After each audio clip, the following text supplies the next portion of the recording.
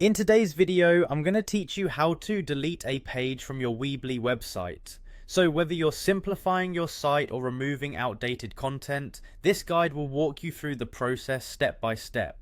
Let's dig right in and start by heading over to the Weebly website. Open your preferred web browser and type in weebly.com. This is where the magic happens.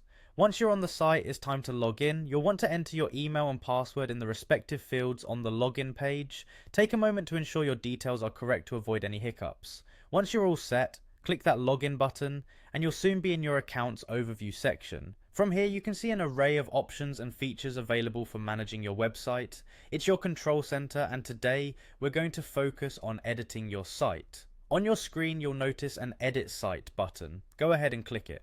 This action will transport you to the site editor, which is the heart of building and managing your Weebly site. This is where you have full control to create and of course delete pages as you see fit.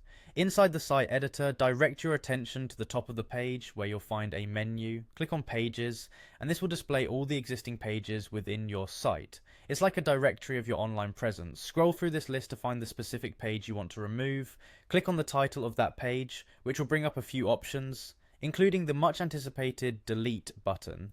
Before you leap ahead, take a moment to ensure this is indeed the page you wish to remove, because once it's gone, it's not as simple as just clicking an undo button.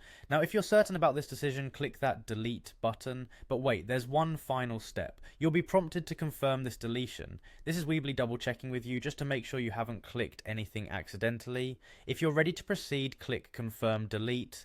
And there you have it, the page is now removed from your website. You might want to take a quick look around your site afterward to make sure everything else is in order, perhaps double checking that links or navigation menus are all still functioning as they should. I hope you found these instructions clear and easy to follow. Deleting pages can help keep your site clean and relevant, making a big difference in how it's perceived by your audience. Thanks for watching, and